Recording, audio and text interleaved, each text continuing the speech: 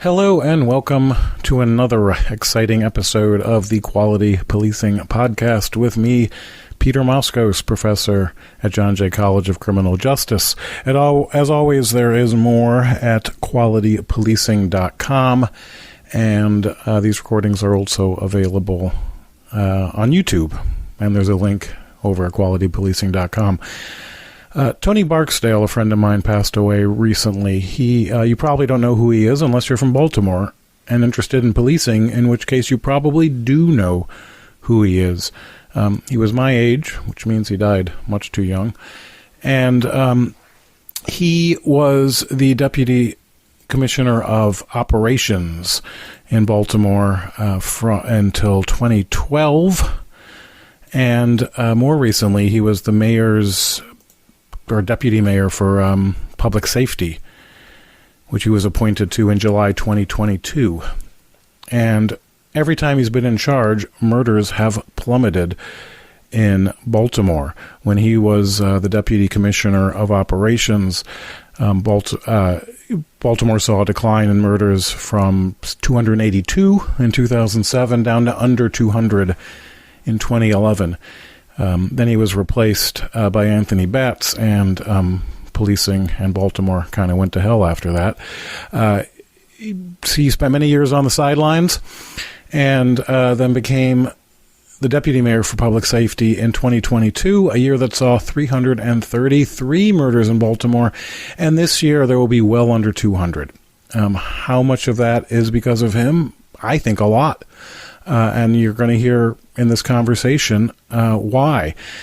So yesterday I discovered by chance that I have a 2-hour recorded phone call with him from 2017 that I forgot all about. And I've edited it down to just over an hour. But he talks about his career, what inspired him, his training under Jack Maple, his interactions with Baltimore police and politicians, and what you see is the groundwork for what he would become the great decline that we've seen in the past 3-4 years in Baltimore City, the decline in violence. And in some ways it's not rocket science, but other people don't seem to be able to manage to do it. Tony and I actually met on the streets of East Baltimore back in 2021 at the scene of a mass shooting on East North Avenue. In which 13 people were shot. I remember it didn't even make the front page of the Baltimore Sun. But I was guarding the crime scene, and he pulled up, and evidently we had a nice chat for an hour, which I don't remember. But he remembered me, and that's why he got back in touch with me later. And so we've been in touch, really, I guess, for 25 years. But we got to know each other better, say, in the past decade. And so what you're going to hear is this phone call with him. The audio quality isn't great because it wasn't ever meant to be for air in this form. We were going to write something together, and you'll hear me typing in the background, taking notes as well. But it's really great to have these 2 hours hearing Tony Barksdale be Tony Barksdale. So I hope you enjoy it. All right. Do you mind if I record this? No problem. What I would really like to do is, I'd like to do it with you, is create a document, I don't know what size, that can help cities going through this violence, but it really focusing on drug and gang-related violence. Kind of a way to triage the city, try to get it stable, and then you can figure out what you need to do from there. But there are just certain things that have to be done immediately. Give me a brief rundown of your bio and how your career worked and what ranks you were and that kind of stuff as sort of background. Where I grew up and what I saw growing up really impacted me. Mm-hmm. So I'll cover the police department. Then I'd like to go back. So it'll kind of explain some of the ways that I think. The department, of course, 1993 joined, hit the street in 1994. I think it was May of 94. Started working the Southern District in patrol. I was in the 933 Post, Pratt and Monroe, a lot of drugs. Then was that white or black or mixed? It's a mix.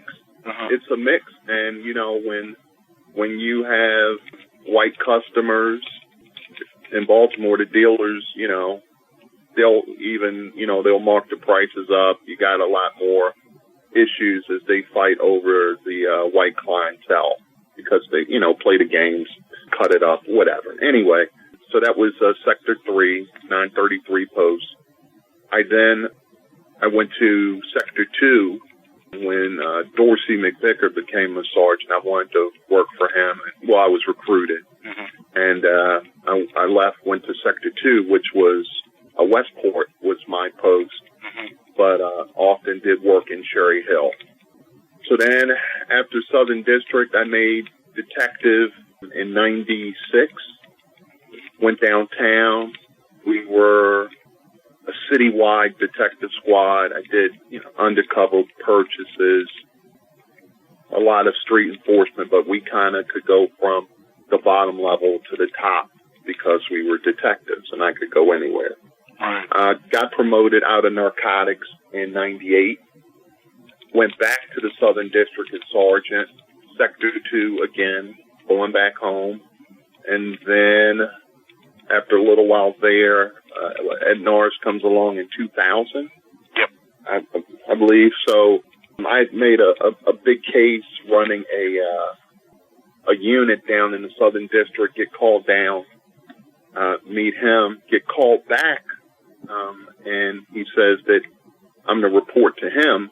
And I didn't want to leave the guys, but he was the deputy at that time. So I started working for Norris in the Deputy Commissioner of Operations office as a sergeant.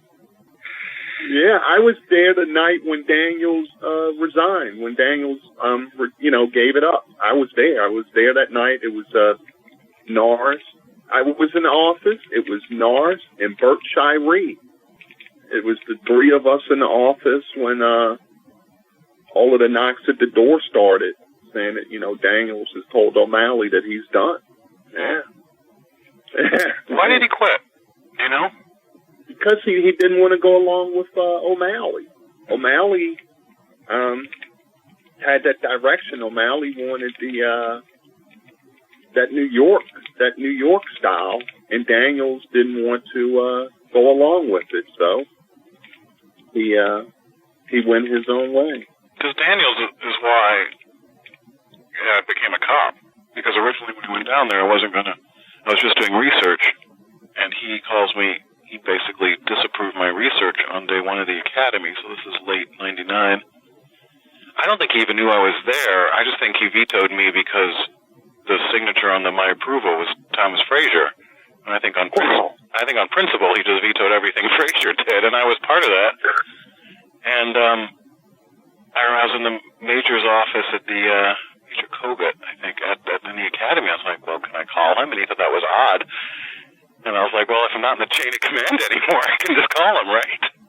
Right. And I set up, and then I said, can we talk about this? So I walked over in my khakis to the commissioner's office and met with Daniels, who I think was surprised to see me as a real person. And he asked me what the hell I was doing there, and I told him. He said, this is a crazy plan. It'll never work. I don't understand the lawyer who approved this. And he's probably right about that. I got in through Greek connections. My father knew Peter Marudis, who was sort of a political operative. He's still in Baltimore, but he was close to Sarbanes and Schmoke. And he contacted Gavrilis. I like Gavrilis. I don't know if everybody does, but when people ask who the hell stopped the buses on April 27th, I'm assuming it was him, right? Somehow he's managed to keep his head down, but he's only going to do that if he got a call from BPD. To stop that, you need some type of coordination. He can't just working the MTA. You can't just shut stuff down without talking to BPD. And also, there were some meetings. They had a whole bunch of cops in the auditorium at headquarters, and there's a chief who told them, give them room. They have a right to be upset. Give them room. So I definitely know on the BPD side, they were saying the same type of stuff, and they have to talk. I mean, just from my experience, if you make a move like that, we all need to communicate. Yeah. Even if it's by text, you're talking to these people. So, anyways, that's why my research got approved before Daniel got promoted. And so I'm into the office with Daniel, and he says, well, why don't you want to become a cop for real? And I said, honestly, well, who would hire me knowing I'm going to quit after a year, though I'd stayed longer, and write a book about it?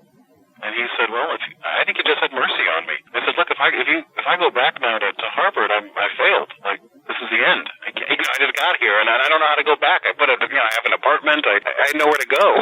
And so I think he had mercy on me, and that's when he said, well, why don't you become a cop for real? And he said, well, if you can get hired, I'll hire you. I'll exempt you from the obligation to pay back the academy and stay however much time. And I didn't see him as my friend because, he was... this man, at this point, I saw he's the opposition. But in his defense, he kept his word. I got hired, and, I never heard from Daniels again. So I view him as an honorable man. Oh, well, he was, I was a detective on the 6th floor. And, I mean, he was a hero to the drug guys. And, I remember being in drugs, and we get a call, and the sergeant's like, everybody get your stuff on. We got to go. We got a street rip for Daniels. He's at his aunt's house, I believe, calling out people, and we got to get over there. And we rushed right off of Edmondson Avenue.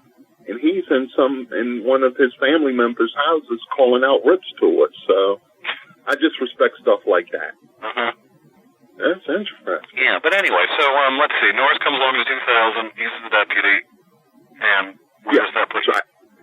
I go down to his office. He's showing me CompStat, whatever you want to call it.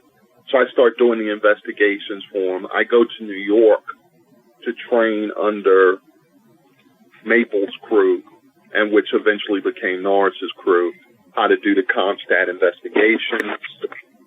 As time went on, I didn't feel like I was doing enough, so I wanted to go back to the street. I wanted to get out of his office, go back to the street. The East Side Initiative he started, so he said that I couldn't go. I still had a lot of learning to do as far as just running things. So he said, you can take a squad. So I took a squad in the East Side Initiative, but I was still out of his office. So I'm still getting that street work in. I still would have to go down and do CompStat investigations for him and spend time, going over certain things with Norris. Anyway, I then get lieutenant. I don't even remember, when did I get lieutenant? Is that 2002? I think it was 2002, but 6 months after I was a lieutenant, I got promoted to major. But while I was lieutenant, I'm sorry, you said assignments too. While I was lieutenant, Norris said that I had to present an idea to him for something that was beneficial to the city, to the agency. So I came up with a model. I wanted to do something more on the lines of Green Berets versus Navy SEALs. I wanted to get a small group of guys, officers, go into the worst communities and establish relationships and really start to hammer the problems in the community. And I presented that to him. He said, okay. That became the firearms apprehension. It first started, we were calling ourselves, when I was a sergeant, the response unit. Then when I became lieutenant, it became the firearms apprehension strike team. That was the first expansion. I went from the response team of 1 and 8 to a lieutenant running the fast model of 1 lieutenant, 2 sergeants, and 16 detectives. So from there, I then became major, so that's 6 months later after the promotion to lieutenant. I then merged the fast detectives, because they were detectives, with the mobile enforcement team, which at that time was being run by Colonel Mike Andrews. So I took that over from Mike. Captain Andrews in the Eastern. Is that the same guy? I knew him as Captain Andrews in the Eastern. Is that the white-haired guy? Yeah. That's him. Yeah. So now it was combined, it was called FastMet. And it was, we had a nice office on North Avenue. We were running out of that. At that time, I didn't like Narcissus, everybody into the Eastern District. So Nars departs. He goes to the state police. In comes Kevin Clark. As I've gotten older, the hero worship has faded, but I saw what he was going through with O'Malley. Man, it's just that, when you have, Sean Malone specifically, he's put over into headquarters to keep an eye on you. And Sean Malone often felt that he could direct the department better than Nars. I just remember the micromanagement where O'Malley, for example, there were some bodies being found in West Baltimore, burned bodies. So one day, O'Malley's calling them about it. Nars calls me over and says, "Do you know anything about this, Tony?" I said, "No, sir." He says, "I need you to figure it out." And I just say, "Okay." So we hit the street. I get the guys hit the street, and a few days later, after almost getting into a brawl at Norma Jean's and trying to get this stripper out of the club to interrogate her, figure out who is who, and my guys wind up getting into a shootout. So O'Malley felt that he was responsible for directing that mission, but Nars just really didn't like that. Politicians thought that they were cops. Yeah. Did they disagree on arrests as a strategy? Because I've heard that. I don't know if I believe it, but he did not. Nars was a big warrant guy, and the first time I met him, when I was a sergeant in patrol, and I did that bust, I come in there, and they were like, the deputy wants to meet you. So in he comes, and he's like, great work. And as he's leaving, he says, you could fill this whole floor up with drugs, but it won't make a difference. Nora said that. Oh, yeah. Okay. Yeah, and that's when I was just like, okay, this guy, he kind of understands it. And the most important conversation I had with him was when he called me into his office to be promoted to major. He told me that the city had made a horrible mistake for too many years investing in the drug war. He said it was just horrible for the city, horrible for the cops. And he said that he told me, you're going in the right direction. You stick with the guns, and you keep I want you to make your relationship even bigger with the ATF. We're overinvested in the DEA, the drug war, and locking these people up. This is Nars. And he said, Tony, guns. He said, that is yours. And that was it. I shook his hand and I walked out, and that was all I was about.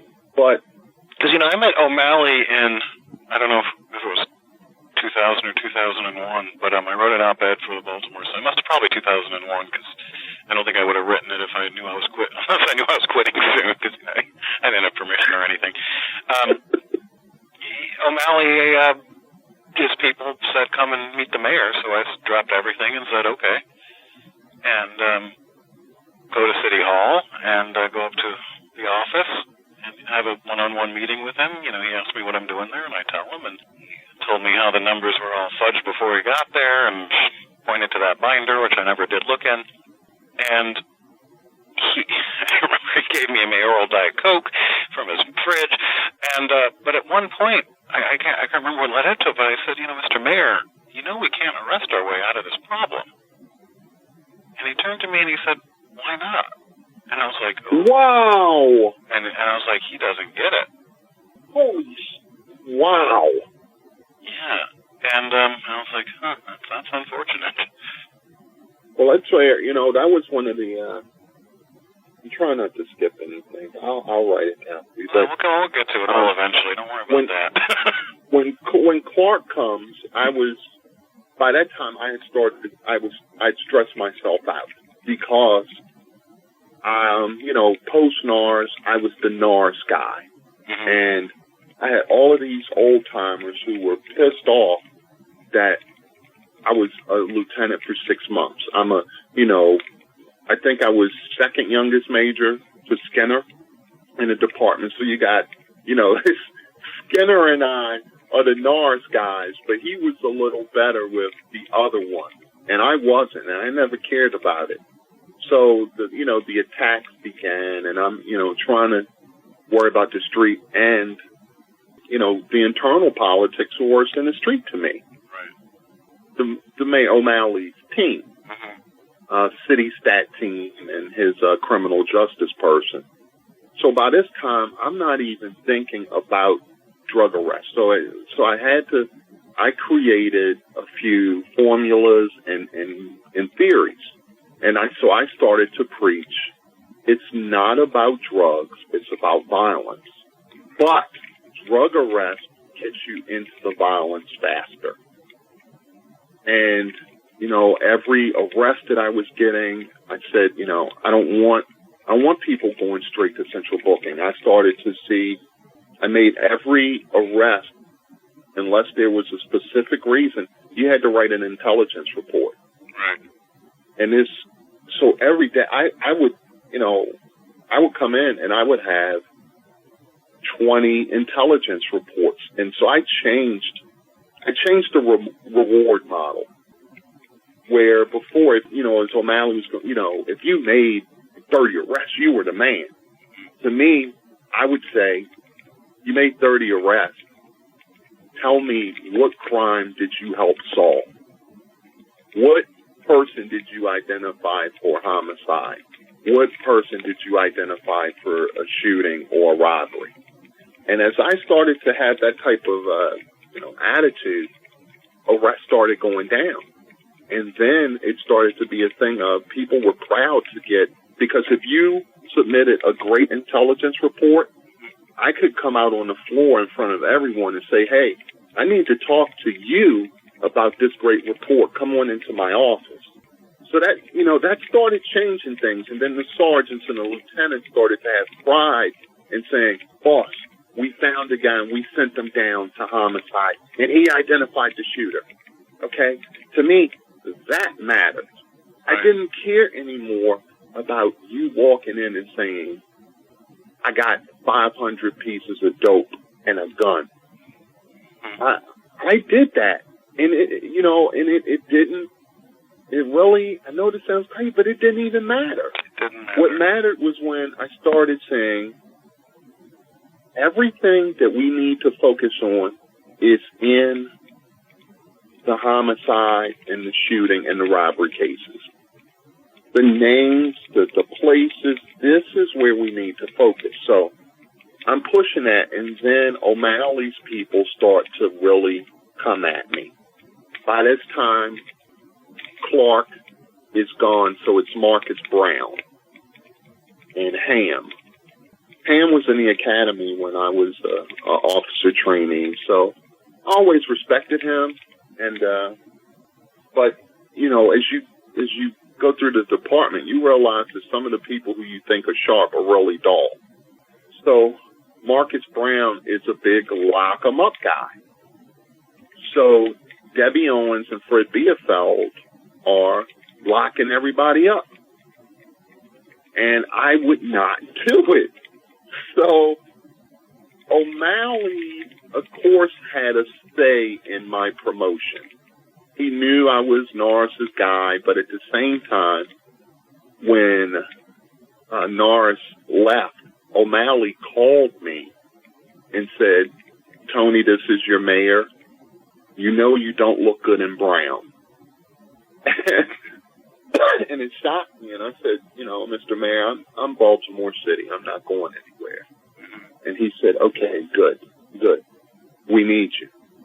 And that's it. That was the conversation. So he paid attention, but the people, and see, this is where I don't know. He supported me with the gun model, but his people were attacking me.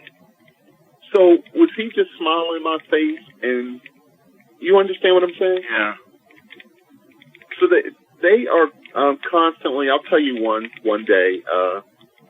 I'm sitting in my office and his criminal justice person appears on my floor, and I'm like, "What the fuck is she doing on my floor?"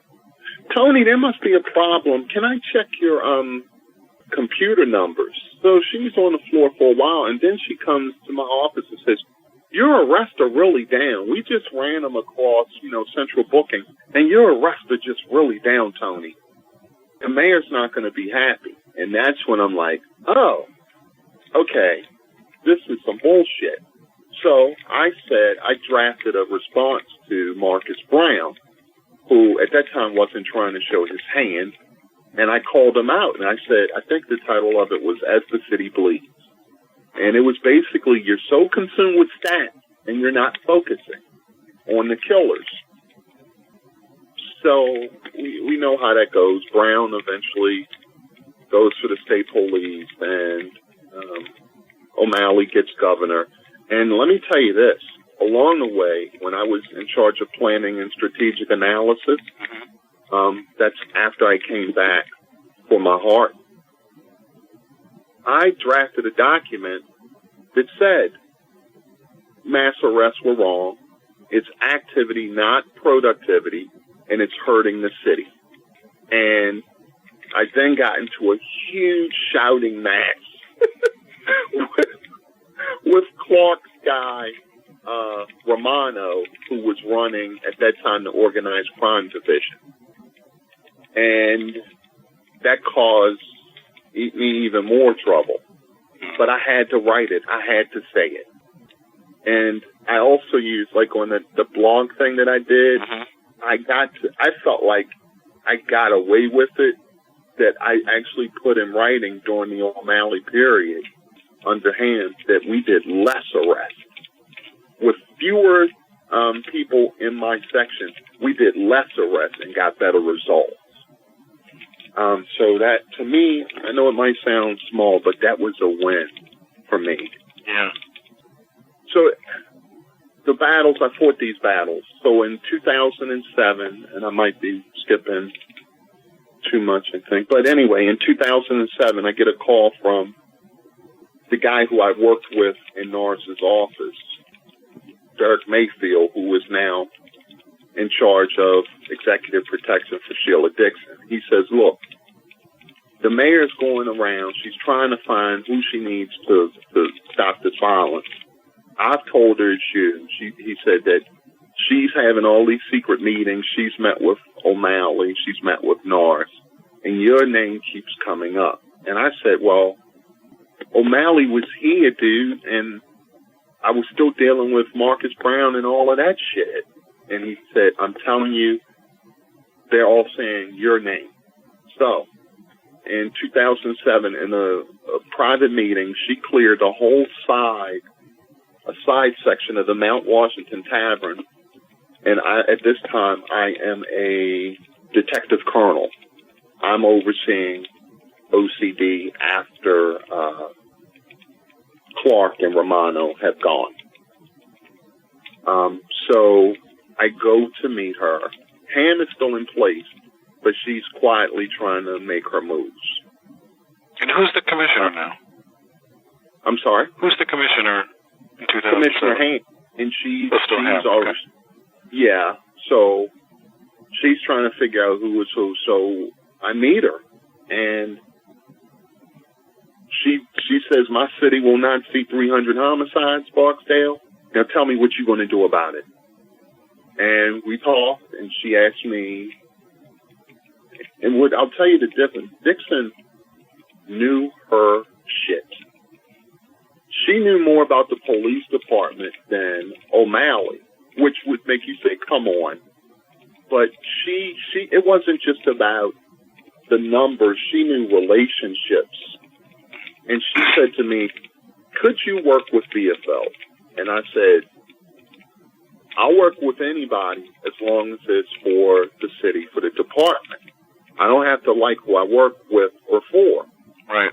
And she said, well, do you know Ramsey? And I said, ma'am, everybody's heard his name. I've heard his name, but I don't know him. And she said, well, could you work for him? I said, ma'am, I don't know him. But she said, well, I've heard you and BFL don't get along. And I said, that's true. We don't. We are very competitive, and I'm seen as a young hot shot, and he's seen as the veteran. Mm-hmm. And she said, well, what would it take for you to slow this crime down? And I told her, I said, I need to be Deputy Commissioner of Operations. I need full control of CompStat. No interference from the commissioner. I said, none. I cannot be interfered with by the commissioner in any way, shape, or form. And she said, she wrote it down. She was taking notes and everything. And she said, I'm not going to have my whole city getting locked up. She said, I'm not going to tolerate that. And my kids out here dying, they are my kids, Barksdale. And when she said that, I'm looking, I said, she sounds like, she really meant what she was saying. And it is in one sense, it's just, you got to judge people on deeds and not words, but it's not too much to ask for people to fucking care. Like, that does mean something. Yeah, that's true. That's the start. If you don't care, odds are what you're going to do isn't going to work. No, I'm happy to hear a mayor say that. Yeah, she was, but the way she put it, I knew my ass was done if I didn't get the crime down. And you know what? I liked that. Mm-hmm. I liked being held accountable. I liked it. And she said, so after that, she didn't say anything. And she then put me in touch with her chief of staff, Otis Rowley. He was a big supporter for me, but he was fighting for Ramsey. He did not like BFL. I'd already started to write up the VSID plan. Do you want me to go over that, or you just want me to keep going with my career? Let me make a little note. What's the name of that plan? What'd you say? VSID, the Violent Crime Impact Division Plan. Actually, it was a section at first, and then we had to make it a division. We'll get back to that. That's important. But okay. So I am, shortly after Han is dismissed, he's out. Boom. I get a call. It's Otis Rowley. Congratulations, deputy. And boom, it's me and Bielefeld. So, first couple of days, I don't even know what was going on, but we were missing each other. We finally get a sit down. I told Commissioner Bielefeld, I said, sir, I am not going to write a plan. I do not want to write a plan. And he said, okay. He said, I got your back, whatever you want to do. And I said, okay. And he said, well, I said, I feel like I need to tell you why. When I was out with my heart problems, I got called in by O'Malley to help Clark write a crime plan. As these commissioners go, it was, when they go, the plan goes. And I felt that the city needed something that they could just always do. And I saw when I was coming up how the cops just tore apart any plan by the top. Yep. Oh, that shit's stupid. What the fuck? They don't know what's going on. You know what I'm saying. That's what we said about the Eastern District Initiative, by the way, in 2000. Because you motherfuckers didn't even know the streets. People are getting lost. I'm in a chase. I am in an alley. Where the fuck are you, motherfucker? Exactly, and that's one like of the... we're here every day. Pace yourself. Exactly. So he said, okay. This actually wasn't the initiative, but the funniest pursuit I ever heard was a guy, was his name, in my squad. He's in a foot chase, and he goes, he's pausing, the dispatcher's trying to get his 20. You can tell he's not giving it, which we're thinking, like, he doesn't know where he is. And he goes, I'm in an alley, it's dark, and there's lots of trash.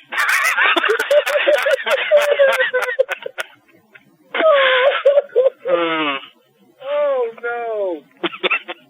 Oh, no, that's not good. That's not good.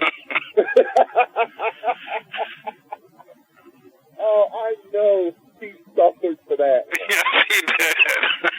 Oh, no, you can't let that one go.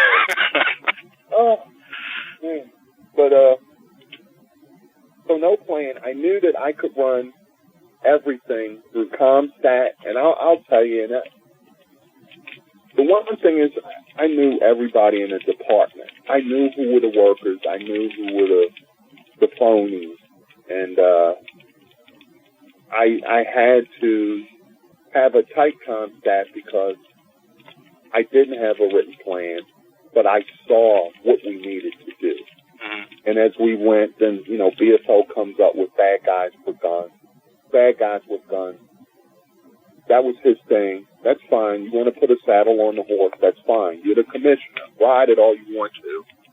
But, it's really more than just the guns. It's about the people.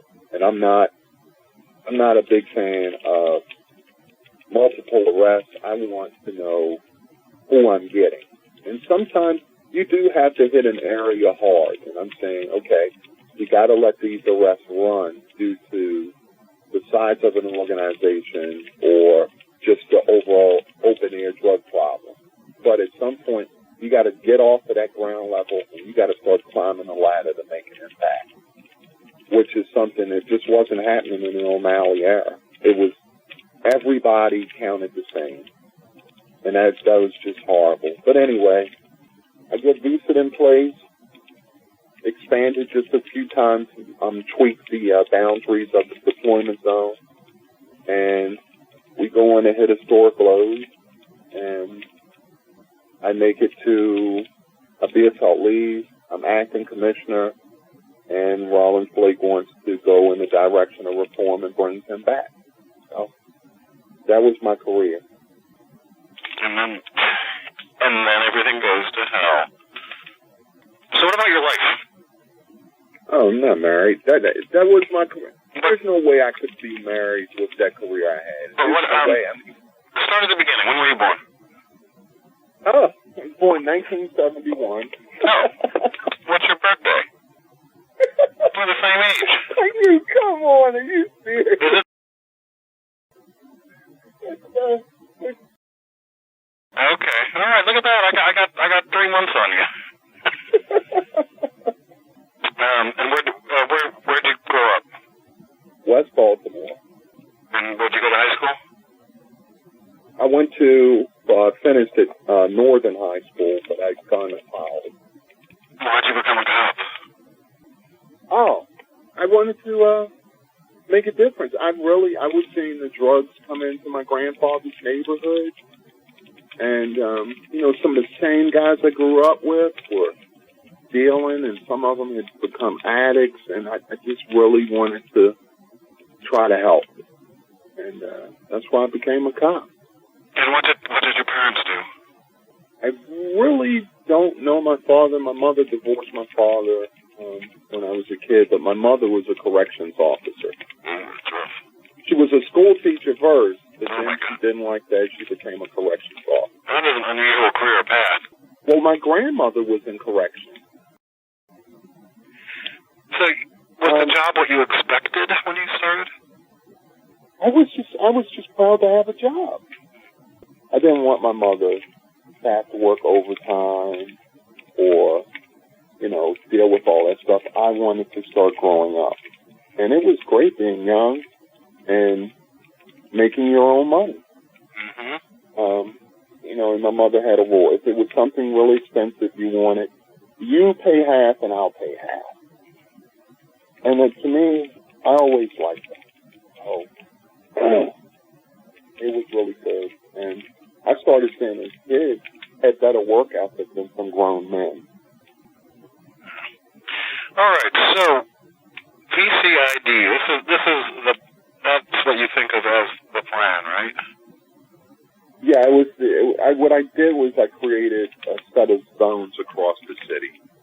I pulled all of the data from planning and research, but I did something that I felt was a little different. I called in one of the guys that worked for me, who was in homicide by now, and I said, I want the list of the guys, the suspects in homicide, that have beat the most cases in the city.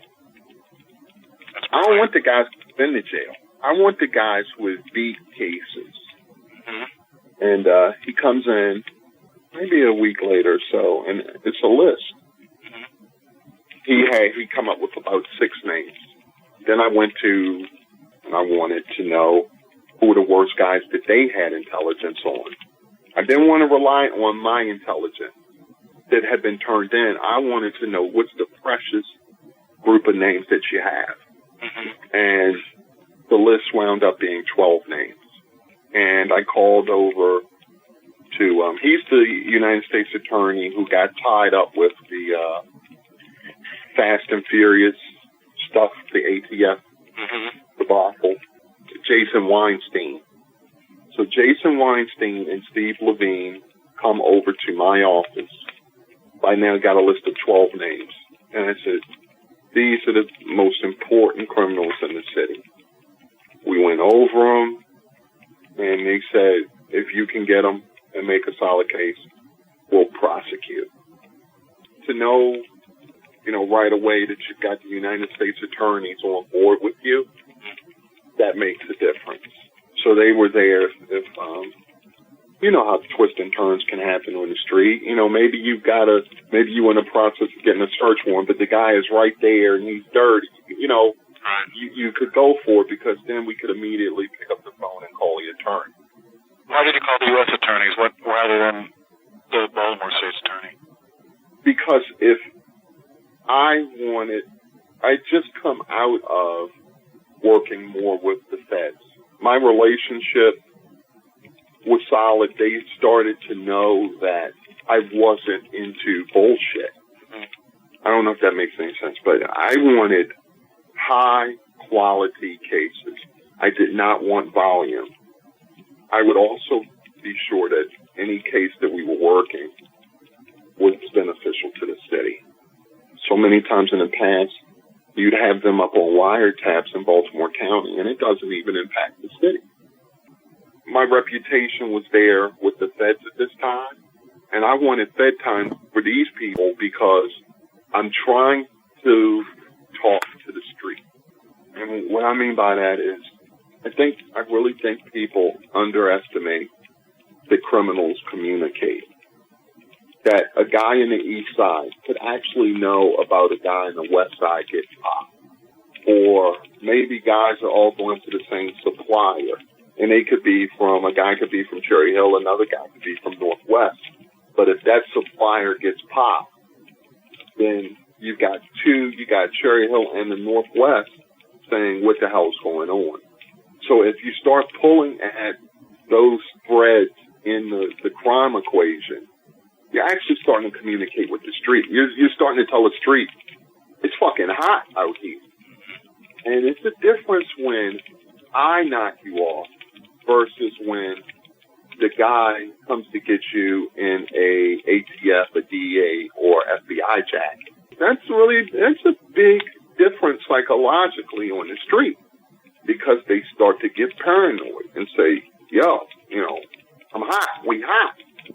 Might not even know who you are yet, but it's a psychological thing, and it also builds that pressure when you're trying to get more information and you're trying to put down violence.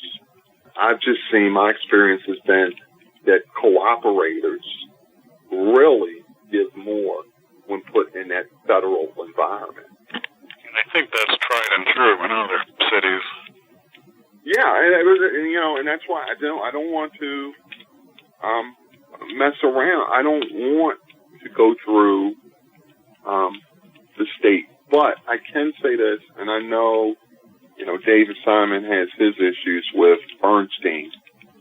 I felt comfortable with Bernstein there. If we deemed a person serious, if a case was serious, he had a guy, his right-hand guy is now a federal judge, George Hazel. Hazel and I would meet weekly to review the cases after CompStat. Hazel attended CompStat weekly. Bernstein would attend CompStat, not weekly, but he would come. So we were all on the same page. So we could go over the cases and he would say, okay, these guys testified great in this trial, Tony. These guys did horrible. And then he would be on, my attorney missed this. Your guys missed this. And we could just talk. So for a few years, we're all on the same page as far as getting the right people off of the streets. But that was when they were in office. I didn't feel that way when Jesse was there. I felt it was more political. Yeah, I was thrilled. I was gone and didn't have dealings with him, but I was thrilled with Bernstein because I was there with Jesse. The relationships were horrible. Yeah. I liked having that. And you can be critical of police without being anti-cop, and I felt Jesse crossed that line too much. Oh, yeah, she stayed across that line. I was pretty good, period. So the relationship with the state's attorney and the United States attorney was crucial. It only helped my model of focus. And at the same time, because, I'm getting so much intelligence coming in, pushing the recruitment of informants, if a shooting happened anywhere in the VSID zone, immediately I'm getting a text saying, boss, we've got the informants out working right now. And there were many times within an hour or 2 hours, I'm getting, this is the suspect who did it. We've talked to homicide, waiting to hear back from them. So in my mind, I'm turbocharging the CompStat process. I'm connected to the street. I'm getting the accurate, timely intelligence, and we're pushing it harder and faster. And you're clearing, and homicide's clearing more cases because of this basic intel gathering. Exactly. But the thing is I didn't want homicide going out playing drug cop or violence cop. I wanted them focused. It was like when I was in the response unit, going back a little bit, when I was a sergeant and Laurie Zorowski had homicide, that was my model. That's where I put it together and said, one of the first case that I worked with this theory, there were 2 back-to-back homicides over in off of Edmondson Avenue. In the case, the same nicknames popped up. So I said, we're going into this area and we're going to figure out who Corey is and who Tyree is. That's it, guys. That's all we're doing. These 2 names don't pop up by coincidence in homicides in the same area. And we did that. And that case went on to become a federal wiretap with the ATF. That case then evolved into actually getting a guy who was on that, what we called the Dirty Dozen list, that list of 12 names that I presented to the federal attorneys. It was a hitman on there by the name of Itchy Man, Solofield Thomas. He got finally jammed up for some of his crap from that case, but it was pushing the intelligence and figuring it out for homicide. Basically, you know what? The pretended homicide and all of the violence detectives are the customers in the restaurant. I'm their busboy. That's the perfect way to put it. I wanted to serve them. And I don't know what people think of me, but I would bust my ass for you if you're a homicide detective and you said, I can't figure this name out. Sir, I got it. I'll get it for you. You keep doing what you got to do. And time again in Comstat, you would hear, I was so happy when, homicide, at that time it was like what Terry McClarney would say, and Deeds had found the suspect, and her name is such and such, and we're working on it. VSID located this vehicle, and we're working on it. VSID did this, and it was we were just giving homicide the alley-oop. That's all. Now, of course, I could push and say, hey, where's this case right now? What are you guys doing? Once I know that they've got the ball, but it sped things up, and that relationship. What I don't hear enough about is how many times homicide was saying thank you to VSID, or shootings were saying thank you, VSID, or robberies were saying thank you. Because all it was is they were their busboys. That's a great analogy. Oh, you thought of it. Well, but then you put it into action. See, that's the teamwork I like, Tony. That's what made the change. And there was and another thing that it did, it stopped any type of conflict. The homicide guys knew that when they had some hot shit, to just reach out to VSID. And more times, here's what usually happened. If the violence occurred in a zone, it was policy that at minimum the sergeant responds.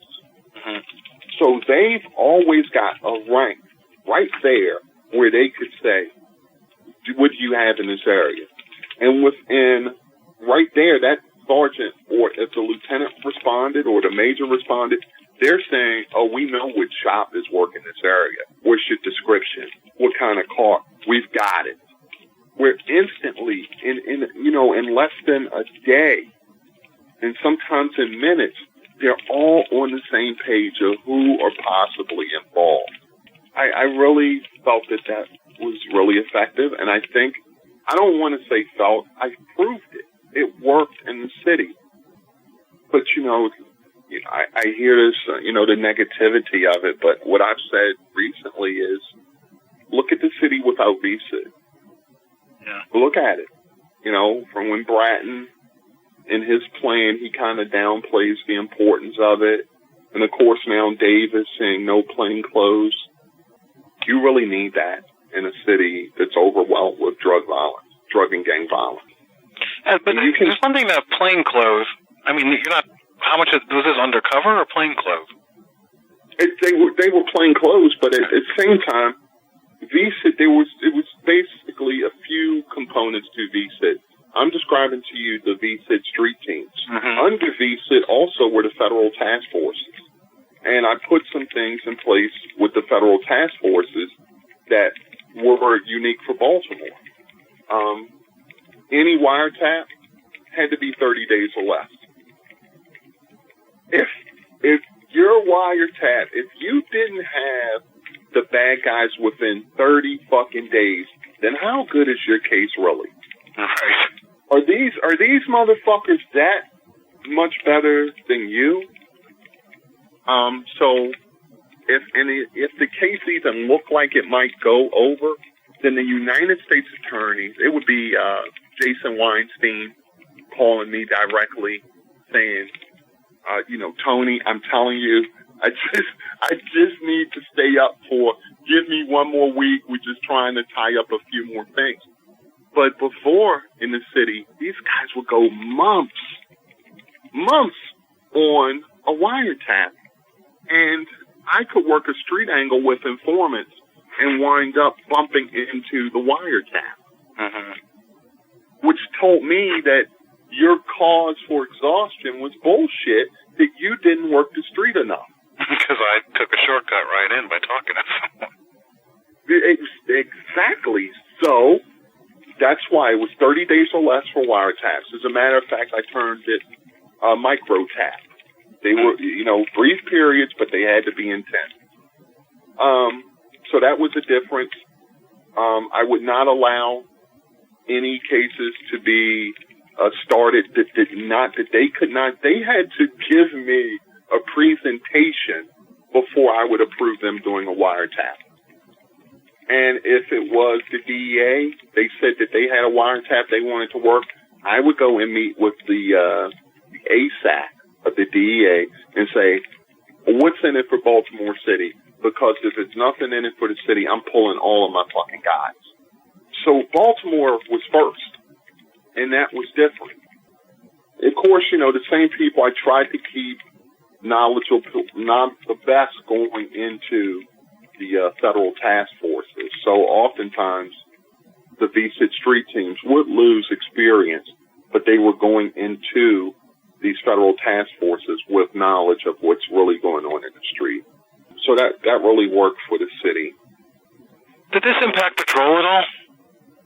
Or is that just doing what they usually do? One thing I did, because, patrol was... I'm sorry, how many officers roughly were in VSIT total? 180 maybe total. Oh, that's more than I would have guessed. All right. But this is also including, I had the city yard, I had 666 drugs, asset forfeiture, I had all of the task forces, so that's the Regional Auto Theft Task Force, FBI, DEA, ATF task forces, and maybe a couple of other things, and then there was the street teams. It was, it wasn't just about just that street enforcement had some other things going on also. And did patrol change at all during this time? When I came in, we let patrol commanders pick who was going to be their right hand unless I had a definite issue with them. Always tried to keep a balance between how many people were in specialized detectives versus patrol, which I really think John Skinner was, great at that, because the academy classes, when they came out, everybody goes to patrol. So there's always that jockeying for people, and I think we kept a fair balance with it. And it was very important, and I would put detectives on hold because patrol needed people. So I think we did a good job with that. But let me say this, patrol, everybody says, VSIT, but VSIT needed patrol to win, because once the VSIT guys left the field, they left the street, patrol had to deploy. And one of the biggest rifts that I used to, have to extinguish was when VSIT would leave an area and then there was an act of violence, patrol wasn't deployed. So that was one where I would spend so many hours riding the zones and riding across the city to be sure the patrol deployments were tight. Eventually they got it. When you say that, you're thinking specialized units or post officer? Well, I wanted uniform. Mm-hmm. I tried to explain this to Bax. I view patrol as a boxer's jab. It's always there. It's constantly in your face. It's always being thrown. And then I view detectives as your uppercut, your hook. But they have to win the fight. You can't just throw the jab to win the fight. You can't just throw the uppercut. It's a combination of both. Mm-hmm. And you actually have to get into a rhythm of how you use them. Because I know this might sound too Jay-Z-like, but the streets are watching. They watch everything that the police do. These guys make plenty of money, and they watch. They watch who's on duty. They know which cops they can punk. They know which cops won't run into the hole when they pile in 100 people to start serving. They know these things. The criminals have intelligence too. I'll never forget, years ago, it was a wiretap. And I come in, I go over to the ATF, and just, it was early in the morning, just wanted to check on everybody who worked the night shift. So I come in, and the guys are all standing there, and they're talking and laughing. And they're like, yeah, can you believe that they're talking about this stuff? I said, well, what's funny? What's going on? And they told me that the suspects in the wiretap were discussing zero tolerance O'Malley and how it would impact their business. And I said, well, wait a second. What do you mean they just making this shit up? They said, no, they were reading the newspaper to each other. So, do you understand that? How many people walk around Baltimore who think that these drug dealers or these robbers and killers are just ignorant little pieces of shit? You'd be surprised. Not you. They'd be surprised how fucking smart and brilliant some of them are. So, you know, I had a friend who I knew from the academy, and he worked in the Eastern in a different squad. And when I left, he transferred to the Southern or Southwest, I forget, but he was working in a white neighborhood. And he was a well-intentioned white guy, not too experienced in the city or race, but he was a good guy. Though he did quit before he got fired. But he said, Pete, you know, he was a bit of a flake. He had some FDA problems in court. And, he said something out of his naivety that was racially stupid in the major. Anyway, and he goes, Pete, you know what's amazing? These white drug dealers, compared to the Eastern, they're really stupid. Yep. And I said, Dan, this is what I put on my college hat. I said, Dan, you know why? Because if you're that white person and you got some brains, you're not out slinging. I said, in the Eastern, you've got the whole cross-section of society stuck there. So, of course, you got smarter kids, but no one can get out. You go to Pigtown and you're left for the dregs. That's a great way to put it. And I saw it. But it was things like that, and even, you know, some of the conversations that I had where I said, these guys aren't fucking dumb, Tony. Don't fuck around. And I've always thought to respect what they can do. I don't have to respect them for what they do, but respect what they could do, or how they could maneuver. But anyway, that was the Sid. I didn't want to impact patrol. I needed them working in unison. And I think for the most part, we were doing pretty good with it until the end. When did you leave? I left in 2012. I went medical in 2012. When Batts was announced as the new commissioner, I talked to him a couple of times. I was like, no, it's time for me to go. But this is your heart, right? This isn't line of duty. Yeah, well, my heart is. No, it's not line of duty. Are you getting 66 and 2/3? That's what I'm asking. No. Yeah, that's too bad. No, I'm all right. But he was just. I just saw. You know, he was an idiot. Yes, he was.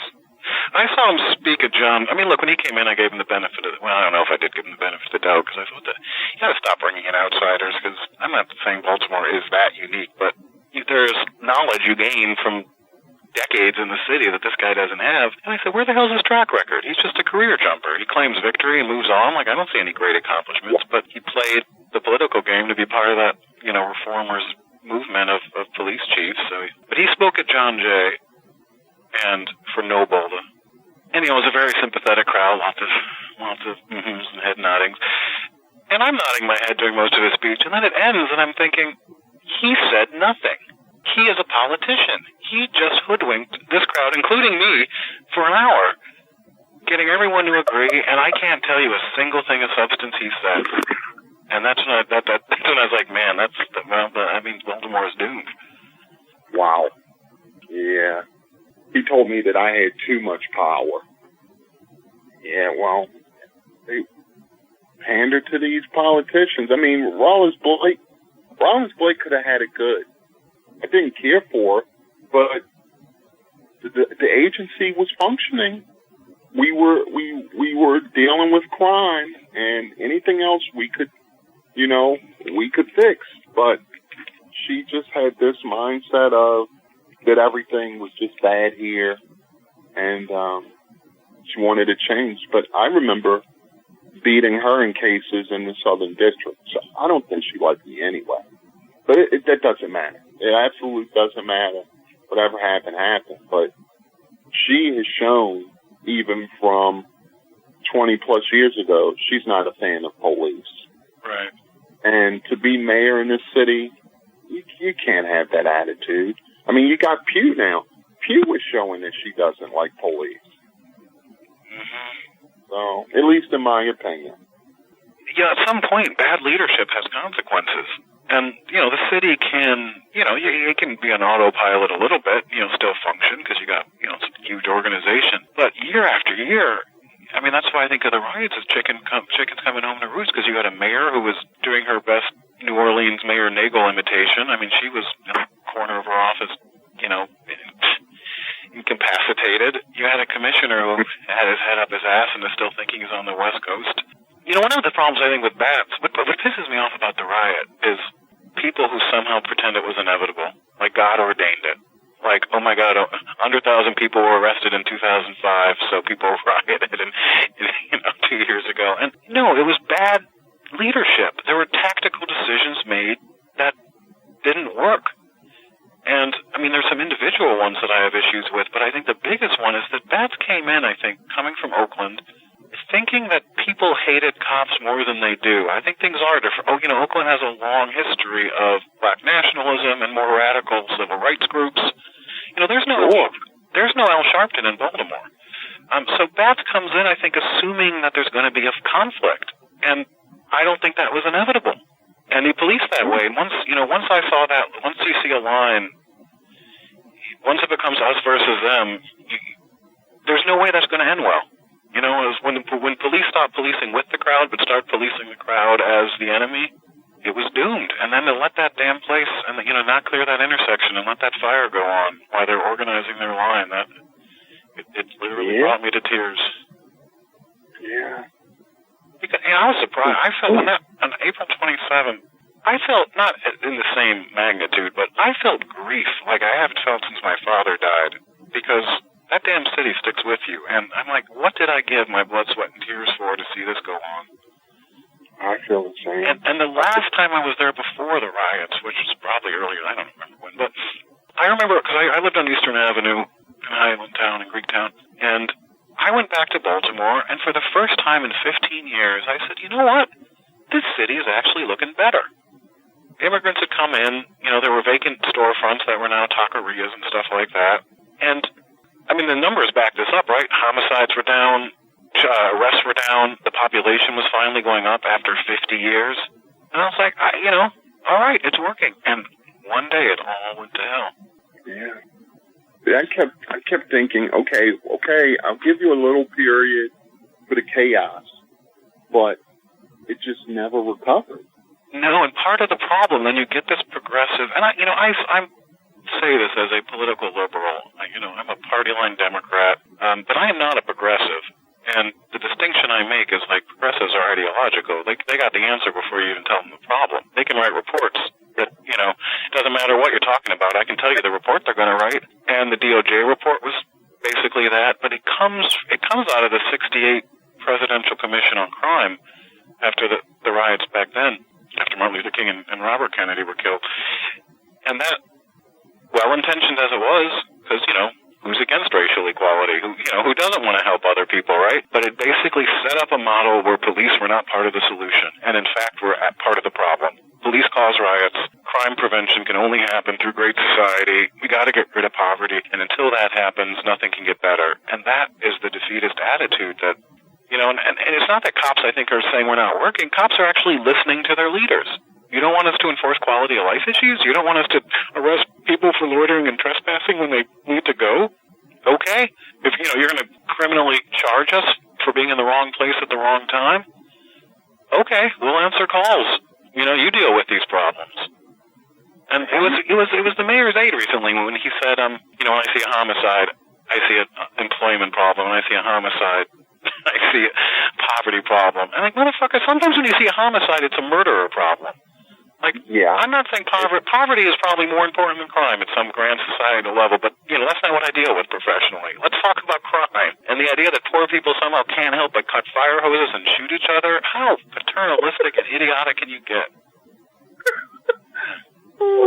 You're right. I was thinking yesterday, I was biking around New York City, cars are honking, for no reason because they're idiots, some traffic.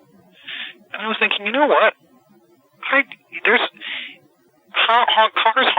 in a traffic jam are a bit like violence or homicides in a city. Like, you're right. If you wanted to end cars honking for no reason, yeah, it would be great if we could get rid of this traffic jam. But we can't, because there's a car crash up there, right? No one is making this guy honk his horn. Like, at some point, you're making that choice, and not everyone's doing it. And, and it's like blaming everything else for violence. Like, well, yeah, it matters. I would love it if Baltimore had jobs, and, we could improve everyone's lives. But until then, the other thing about those riots, April 27th of 2015, violence doubled almost, literally overnight. And that has never happened before, as far as I know, anywhere. Poverty didn't get worse. Racism didn't get worse. Police didn't somehow, one thing changed was policing. And, you talk to cops, I talked to cops, and they told me how it changed.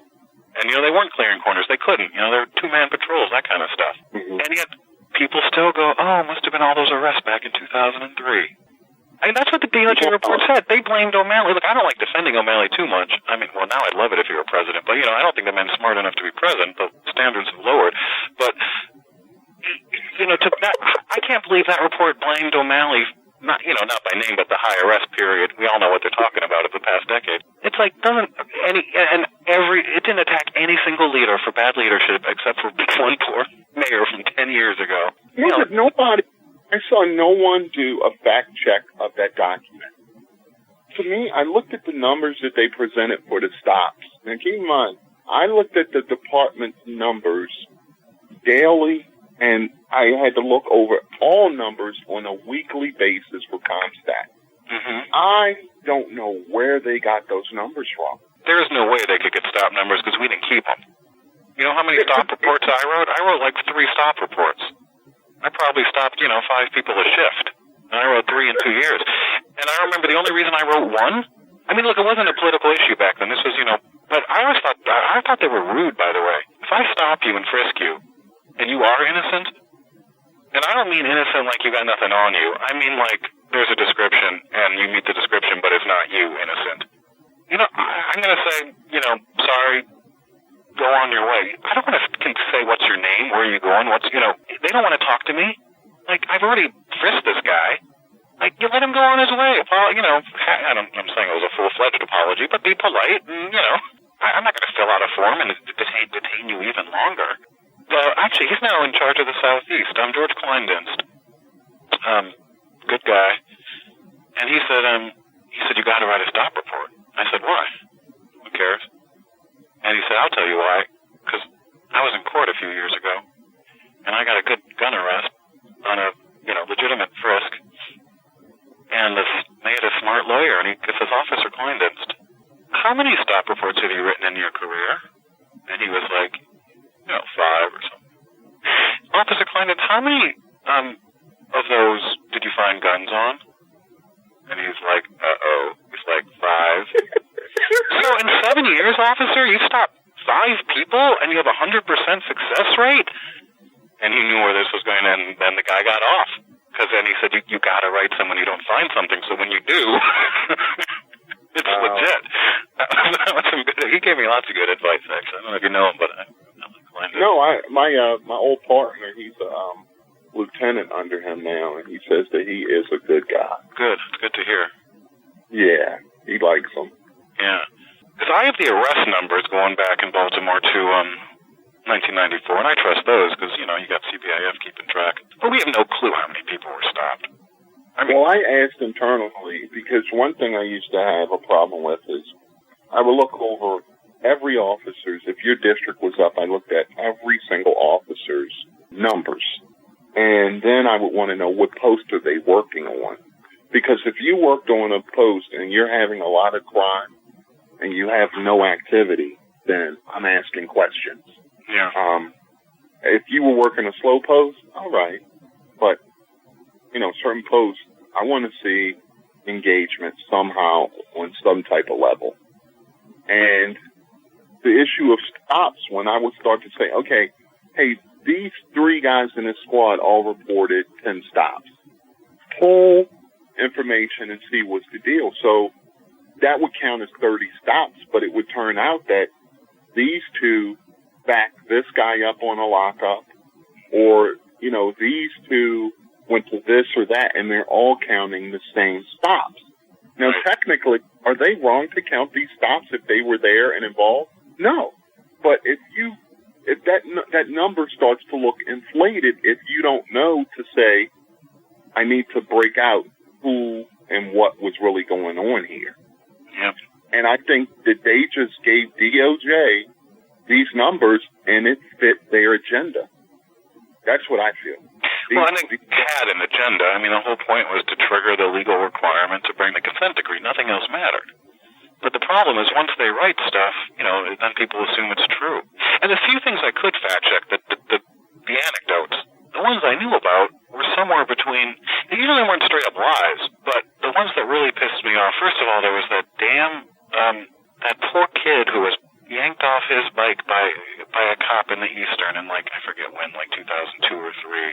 And wasn't that the same lieutenant that's in the jam for the was in the jam, Rice? It might. Wasn't that it? It probably was, yeah. I worked with Rice a little bit. I don't know if he could have been because he was in the Eastern.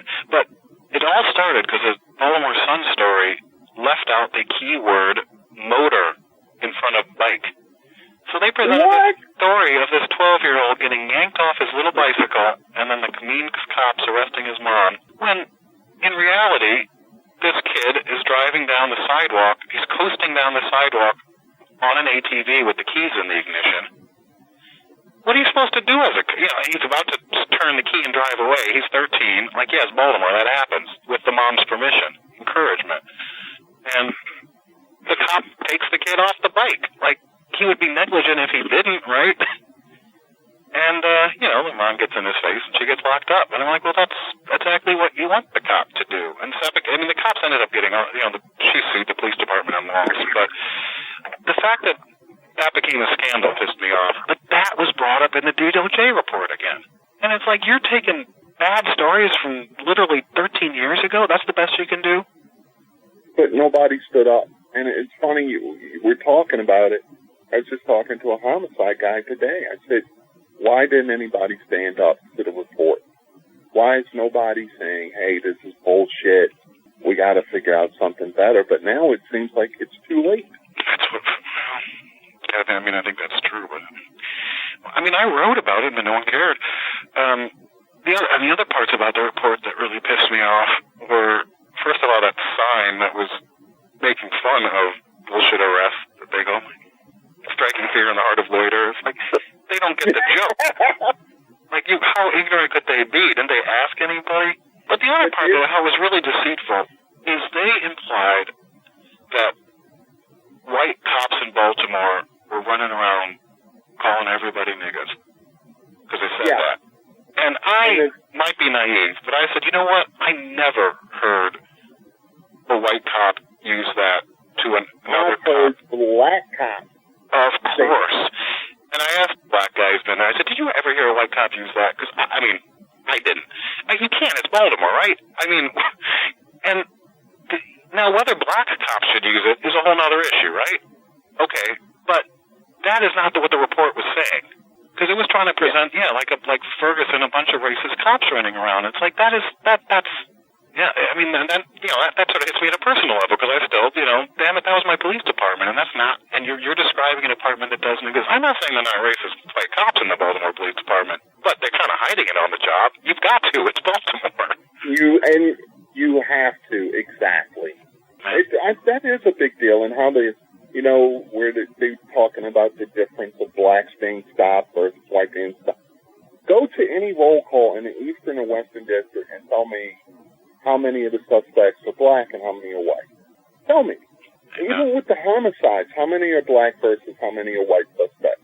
But at some point, to talk about race in the Eastern District is absurd, because if you're a black cop from the Eastern District, your whole life is black. Race isn't an issue because there are no white people there. Of course. But that's that outsider come in and go, poor oppressed Baltimore. Yeah. But that's the difference in you. You've been there, done that. You've got all these people who just are going by what the DOJ said, or, police are bad, and they're having their Martin Luther King moment. And you're not looking at the fact that blacks are killing blacks right in this city, and police are needed. Hey, this has been a fabulous hour with Tony Barksdale, who passed away recently, the former deputy mayor of public safety in Baltimore City, which is going to see a record low number of murders this year, thanks in large part to the hard work and the vision and the good policing that leadership such as Tony Barksdale's can bring to a city and to a police organization. I am Peter Moskos, and there's more at qualitypolicing.com, where I keep these things archived if you're listening to the audio version. It's also on YouTube, though there's really no video for this. Till next time, thanks for listening.